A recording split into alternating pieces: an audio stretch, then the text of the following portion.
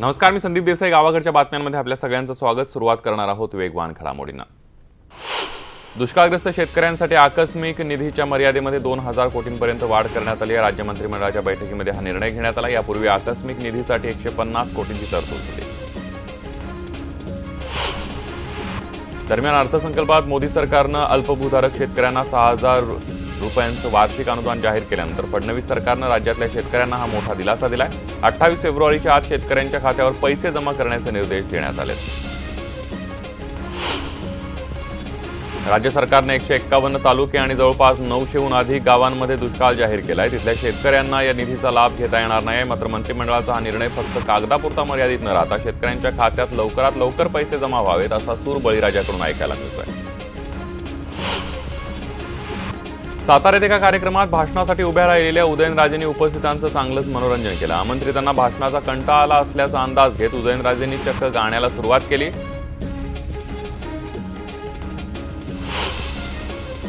शरद पवार सोलापूरच्या माढा मतदारसंघातून लोकसभेसाठी निवडणूक लढवणार असल्याचं कळतं. या संदर्भात दिल्लीत शरद पवार आणि विजयसिंह मोहिते पाटलांमध्ये संध्याकाळी 6:30च्या सुमारास बैठक झाली.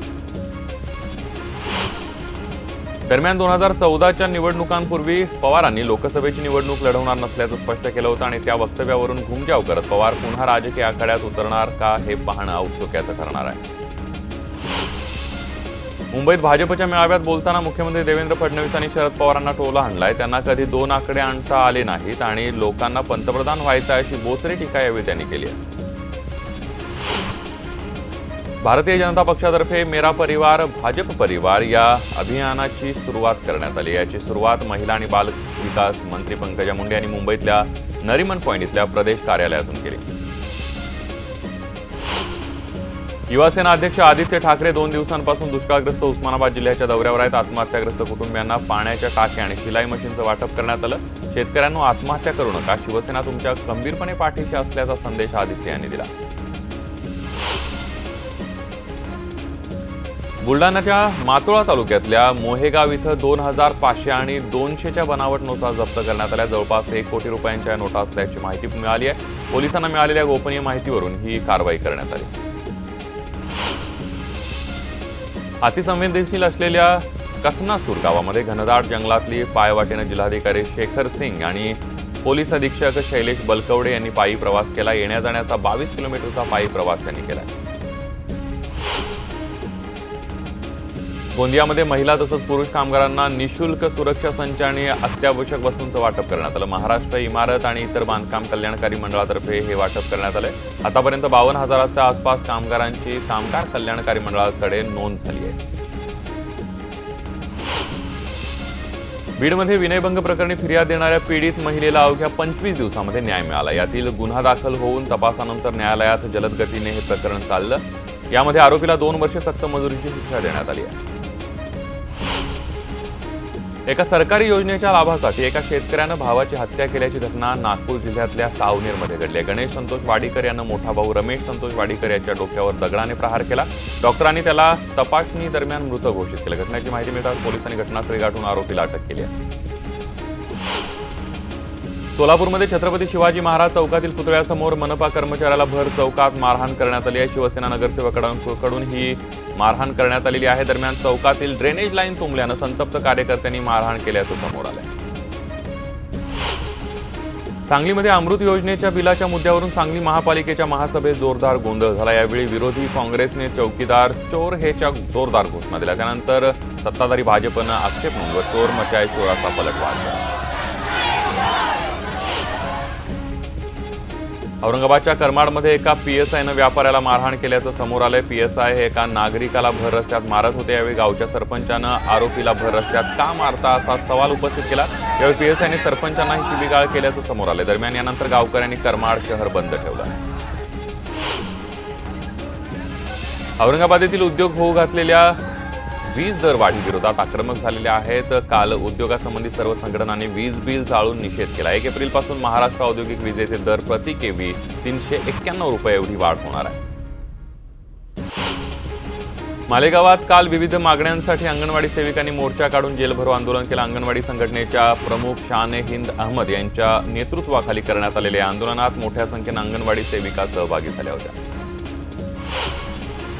सांगली जिल्हा परिषदवर अंगणवाडी सेविकांचा आपल्या विविध मागण्यांसाठी भव्य मोर्चा आणि थाळीनाद आंदोलन करण्यात आलं। अंगणवाडी सेविकांना मानधन नको, वेतन द्या अशा विविध मागण्यांसाठी गेल्या अनेक महिन्यांपासून आंदोलन केलं जात आहे। पंढरपुरात अंगणवाडी कर्मचाऱ्यांनी विविध मागण्यांसाठी प्रकल्प कार्यालयासमोर आंदोलन केलंय। पंतप्रधान नरेंद्र मोदी यांनी जाहीर केलेली मानधन वाढ तातडीने द्यावी, सेविकांना आणि मदतनीसांना एकत्र सुट्टी मिळावी अशा विविध मागण्यांसाठी जेलभरो आंदोलन करण्यात आलं। धुळे जिल्ह्यातल्या पिंपळनेर टोल नाक्याजवळ एसटी बसच्या अपघाताच्या दुर्घटनेमध्ये एक नवीन ट्विस्ट समोर आलंय। या बस चालकानं अतिवेगात बस चालवल्यामुळे ही दुर्घटना झाली असल्याचं चौकशीत समोर आलंय। नाशिकहून नंदुरबारकडे जाणाऱ्या एसटी बसचा ब्रेक फेल झाल्यानं ही घटना झाली असल्याचं सुरुवातीला बोललं जात होतं, मात्र कारवाई टाळण्यासाठी या बस चालकानं ब्रेक फेल झाले असल्याचा बहाणा केला होता। नागपूरच्या सीताबर्डी भागातील अनधिकृत दुकानांवर कारवाई सुरू असतानाच अचानक गेसन्स दुकानाची इमारत पत्त्यांच्या बंगल्यासारखी कोसळली। गेसन्स दुकानाची अनधिकृत इमारत पाडण्याचं काम सुरू असतानाच ही इमारत कोसळली।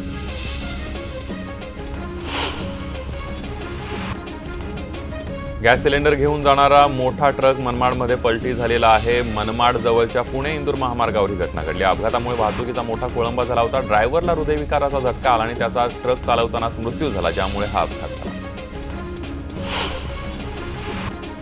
वर्धा शहरात मुख्य रेल्वे स्थानकातील चौकातून भरधाव आलेल्या ट्रॅव्हल्सने रस्त्यात उभ्या असणाऱ्या दुचाकी आणि चारचाकी वाहनांना धडकली। यावेळी अर्धा किलोमीटरपर्यंत वाहनांना फरफटत नेल्याचा धक्कादायक प्रकार समोर आलाय। दरम्यान हा अपघात इतका भयंकर होता की ट्रॅव्हल्स रस्त्यालगतच्या झाडावर जाऊन आदळली। सुदैवाने यात कुठलीही जीवितहानी झालेली नाही। वर्धा शहरात भुयारी गटार योजनेअंतर्गत पाईपलाईन टाकण्याचं काम मुख्य रस्त्यांवर सुरू आहे। पाईपलाईन टाकल्यानंतर नालीत मुरुम टाकून व्यवस्थित बुजवण्यात येतोय, परिणामी रस्त्यावरील अपघात वाढले। शिवसेना अध्यक्ष आदित्य ठाकरे 2 दिवसांपासून दुष्काळग्रस्त उस्मानाबाद जिल्ह्याच्या दौऱ्यावर। त्यांनी आत्महत्याग्रस्त कुटुंबियांना पाण्याच्या टाक्या आणि शिलाई मशीनचं वाटप केलं।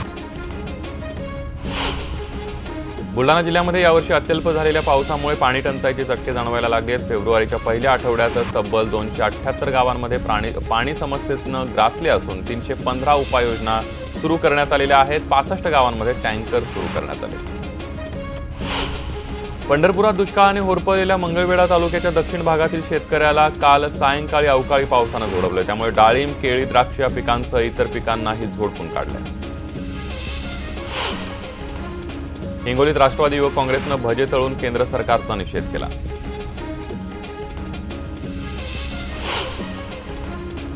काँग्रेस आणि राष्ट्रवादीची आज महत्त्वाची बैठक होते। यामध्ये जागा वाटपाचा फॉर्म्युला आणि राजू शेट्टींचा तिढा यावर चर्चा होणार आहे। जागा वाटपाचा मुद्दा निकाली निघेल असा विश्वास काल अजित पवारांनी व्यक्त केला होता। राजू शेट्टी यांनी 4 जागांची मागणी केली आहे। ज्या जागा निवडून येतील त्या देण्याचा प्रयत्न आघाडीचा असून राजू शेट्टी आणि वंचित आघाडीची चर्चा सुरू असून लवकरच मार्ग निघेल असा विश्वास विरोधी पक्षनेते राधाकृष्ण विखे पाटील यांनी व्यक्त केला। कोल्हापुरात वंचित बहुजन आघाडीनं जाहीर सभेचं आयोजन केलंय। या सभेला ओवेसी आणि प्रकाश आंबेडकर यांची भाषणं झाली। या सभेला ओवेसी येणार असतील तर त्या विरोधात आंदोलन करण्याचा इशारा मराठा संघटनांनी दिला होता। याच सभेमध्ये एका तरुणानं आत्मदहनाचा प्रयत्न केला। सुदैवानं त्यानं स्वतःला पेटवण्याआधीच पोलिसांनी त्याला धरलं आणि हातातून आगपेटी हिसकावून घेतली। त्यानं असं का केलं याचा तपास सुरू आहे। रावेर लोकसभेच्या भाजप खासदार रक्षा खडसेंच्या विकास कामांचा अहवाल प्रकाशित करण्यासाठी मुख्यमंत्री देवेंद्र फडणवीस येणार आहेत अशी माहिती एकनाथ खडसेंनी दिली आहे। मुख्यमंत्र्यांनी याआधी 3 वेळा भुसावळ दौरा का रद्द केला असं विचारल्यावर खडसेंनी थेट उत्तर देणं टाळलं। एकाच रात्री 3 सशस्त्र दरोड्याच्या घटनांमुळे जामनेर शहर हादरलंय। दरोडेखोरांनी एकामागोमाग 3 शिक्षकांच्या घरामध्ये हत्यारांचा धाक दाखवून दागिने, रोख रक्कम असा एकूण 2 ते 3 लाखांचा ऐवज लुटून नेलाय। यावेळी प्रतिकार करणाऱ्या एकावर दरोडेखोरांनी चाकू हल्ला केला। वाशिम जिल्ह्यातील कारंजा उपजिल्हा रुग्णालयाचे मागील 3 वर्षांपासून भिजत घोंगडं आहे। या विरोधात सेनेचे माजी आमदार प्रकाश डहाके यांच्या नेतृत्वात सलाईन आंदोलन करण्यात आलं। परभणी शहर जिल्हाभरात पाणी टंचाईचं संकट अधिक तीव्र झालं असून ग्रामीण भागातील पिण्याच्या पाण्याच्या क्षमतेपेक्षा अधिक रासायनिक पदार्थ आढळल्यानं खळबळ उडाली आहे। यामुळे हे पाणी पिण्यास अयोग्य असल्याचा निष्कर्ष पाणी तपासणी प्रयोगशाळेनं काढलाय। समाधानकारक पाऊस न झाल्यानं जळगाव जिल्ह्याच्या भूजल पातळीमध्ये मोठी घट झाल्याचं जानेवारी महिन्यात करण्यात आलेल्या भूजल सर्वेक्षणामध्ये समोर आले। विशेष म्हणजे केळी लागवड होणाऱ्या तालुक्यांमध्ये 3.5 ते 4 मीटरने भूजल पातळी घटल्याने यंदा भीषण दुष्काळाचं सावट जळगाव जिल्ह्यावर पसरण्याची शक्यता व्यक्त होते। परिवहन विभागानं लादलेल्या जाचक अटींच्या विरोधात अलिबाग व पेण तालुक्यातल्या मिनीडोर चालकांनी धरमतर खाडीमध्ये जलसमाधी आंदोलन केलं। मिनीडोर रिक्षा 16 वर्षांनी स्क्रॅपमध्ये काढण्याचा निर्णय सरकारनं घेतलाय। रायगडमधील कर्जतमध्ये विवाहबाह्य संबंधांमुळे तरुण आणि तरुणीनं आत्महत्या केली। एका पुलाखाली गळफास घेऊन त्यांनी जीवन संपवलंय। अमरावती जिल्ह्यातल्या शेतकरी, शेतमजूर, बेरोजगारांच्या वतीनं अमरावती जिल्हाधिकारी कार्यालयावर मोर्चा काढण्यात आला। वाढीव मोबदल्यासह अन्य मागण्या मान्य होईपर्यंत जिल्हाधिकारी कार्यालयावर ठिय्या आंदोलन देण्याची या आंदोलकांची भूमिका आहे। थकीत वीज बिलांचा भरणा न करणाऱ्या औरंगाबाद परिमंडळातील 1,500हून अधिक ग्राहकांचा वीज पुरवठा खंडित केला अशी मागणी महावितरणच्या औरंगाबाद परिमंडळाचे मुख्य अभियंता सुरेश गणेशकर यांनी दिली आहे। परिमंडळामध्ये जानेवारी अखेर 45,584 वीज ग्राहकांकडे 47,55,00,000 रुपये थकीत आहे। शिवशाही बसचं भाडं प्रशासनानं कमी केलंय, त्याची अंमलबजावणी मध्यरात्रीपासून होणार आहे। कोल्हापूर ते मुंबईसाठी आता 785 रुपये इतका तिकीट दर आहे। वातानुकूलित बस सेवेमध्ये ज्येष्ठ नागरिकांना 30% सवलत दिली आहे। करवीर विधानसभा मतदारसंघातील 6 रस्त्यांच्या दर्जोन्नतीसाठी मुख्यमंत्री ग्रामसडक योजना बॅच 1 अंतर्गत 8,14,81,000 रुपये मंजूर झाल्याची माहिती आमदार चंद्रदीप नरके यांनी दिली आहे। मुख्यमंत्री ग्रामसडक योजनेअंतर्गत राधानगरी तालुक्यातल्या 5.250 किलोमीटरच्या लांबीसाठी 4,23,00,000 रुपयांचा निधी मंजूर झाला आहे। आमदार प्रकाश आंबेडकर यांनी ही माहिती दिली आहे। राधानगरी विधानसभा मतदारसंघ हा भौगोलिकदृष्ट्या वाड्या वस्त्यांमध्ये विखुरलेला असल्यामुळे रस्त्यांची संख्या मोठ्या प्रमाणावर आहे। महाराष्ट्र शासनानं किल्ले आणि गड संवर्धनासाठी मोहीम हाती घेतली आहे। अभियानाची सुरुवात धुळे जिल्ह्यातल्या लळिंग किल्ल्यावरून करण्यात आली आहे। किल्ल्यावर स्वच्छता मोहीम राबवण्यात आली। या मोहिमेमध्ये वन विभागाचे अधिकारी, कर्मचारी, शाळेचे विद्यार्थी आणि ग्रामस्थांनी सहभाग नोंदवला। पत्नीच्या चारित्र्यावर संशय घेऊन दारुड्या नवऱ्यानं पत्नीची हत्या केल्याची घटना समोर आली आहे। मंगळवेढा तालुक्यातल्या डोणज हद्दीमध्ये सोमवार रात्री ही थरारक घटना घडली आहे। सखुबाई महादेव गायकवाड असं मृत महिलेचं नाव आहे। गेल्या आठवड्यात मालेगावात हत्यारांच्या जोरावर दहशत माजवणाऱ्या गुंडांच्या पोलिसांनी मुसक्या आवळल्या आहेत। उत्तर प्रदेशातून या गुंडांना पकडलंय, तर याआधी काही गुंडांना भिवंडीतून ताब्यात घेण्यात आलं। नाशिक पालिका आयुक्त राधाकृष्ण गमे यांनी मुंडेंनी केलेली करवाढ कायम ठेवली आहे। सामाजिक अंतरासाठी लागू केलेल्या कर आणि बिल्टअप क्षेत्रावर कर आकारणीचा निर्णय वगळता करवाढ कायम ठेवण्यात आली। औरंगाबादकडे जाणाऱ्या रेल्वे पॅसेंजर गाडीच्या इंजिनमध्ये बिघाड झाल्यानं परभणीहून परळीकडे जाणाऱ्या रेल्वे गाडीच्या वेळापत्रकावर परिणाम झाला। यामुळे या मार्गावरील इतर रेल्वे गाड्या अर्धा ते तासभर फरकाने धावत आहेत। जालन्यामध्ये 30,000 सामूहिक सूर्यनमस्कार करून आगळ्या वेगळ्या प्रकारे रथसप्तमी साजरी करण्यात आली। पतंजली योग समितीच्या वतीनं सूर्यनमस्कार दिन साजरा करण्यात आला। मला शेतातल्या बैलगाडीत बसायचं अशी इच्छा व्यक्त केली। अमृता फडणवीस यांनी पिंपरी चिंचवडमधल्या इंद्रायणी थडी जत्रेमध्ये त्यांना बैलगाडीतून मंचावर आणण्यात आलं, त्यावेळेला त्यांनी रॅम्प वॉक सुद्धा केला। 99 अखिल भारतीय मराठी नाट्य संमेलन यंदा नागपूर इथं होणार आहे। 22 ते 25 फेब्रुवारी या काळामध्ये हे संमेलन होणार आहे। तब्बल 25 वर्षांनी नागपुरात नाट्य संमेलन होणार आहे।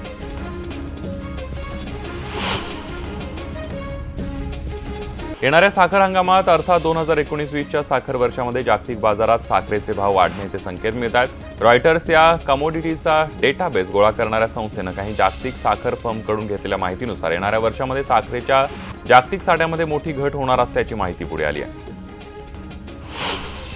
अप्रमाणित HTBT कापसाचं वाण वितरित केल्याप्रकरणी आंध्र प्रदेश सरकारनं देशात पहिल्यांदाच बियाणं कंपन्यांचे परवाने रद्द आणि निलंबित करण्याची मोठी कारवाई केली आहे। जवळपास 13 कंपन्यांवर सरकारनं परवाने निलंबनाची कारवाई केली आहे। गेल्या 6 महिन्यात भारतातून निर्यात होणाऱ्या बासमती, बिगर बासमती तांदळाच्या निर्यातीत मोठी घट झाली आहे। त्याचबरोबर भाज्यांच्या निर्यातीत सुद्धा घट झाली आहे। सोबत म्हशीच्या मांसाच्या निर्यातीत सुद्धा घट झाली आहे। या निर्यात घटण्याचा फटका परकीय चलनाच्या कमाईमध्ये झाला आहे। पंतप्रधान नरेंद्र मोदींनी सुरू केलेल्या पंतप्रधान शेतकरी सन्मान निधी योजनेला जास्त उपयुक्त आणि जास्त घटकांना फायदेशीर बनवण्याचं आवाहन ओडिशाचे मुख्यमंत्री नवीन पटनायक यांनी केलंय। या योजनेमध्ये भूमिहीन, शेतमजूर आणि शेती संबंधी काम करणाऱ्या इतर घटकांनाही घेण्याचं आवाहन त्यांनी मोदींकडे केलंय।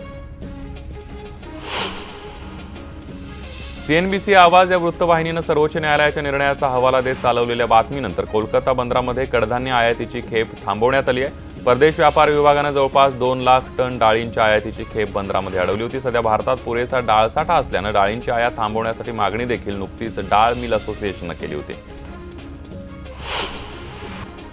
बीड जिल्ह्यातल्या पारगाव घुमरा गावी आगळावेगळा 61चा सोहळा पार पडला। 60 वर्ष पूर्ण करणाऱ्या गावातील 1-2 नाही तर तब्बल 250 ज्येष्ठ नागरिकांचा जोडीदारासह सत्कार करण्यात आला। यावेळी सुरकुत्या पडलेल्या चेहऱ्यावरील आनंदाच्या छटा उमटल्या तर काहींच्या डोळ्यामध्ये आनंदाश्रू तरळले। देवांग कोष्टी समाजाची आराध्य दैवत मानली जाणारी श्री चौंडेश्वरी मातेचा बसंत पंचमी महोत्सव येवल्यामध्ये भक्तिमय वातावरणामध्ये साजरा करण्यात आला। यानिमित्त शहरातून मातेची भव्य पालखी मिरवणूक काढण्यात आली। त्यामध्ये रामायणातील देखावे लक्षवेधी ठरले।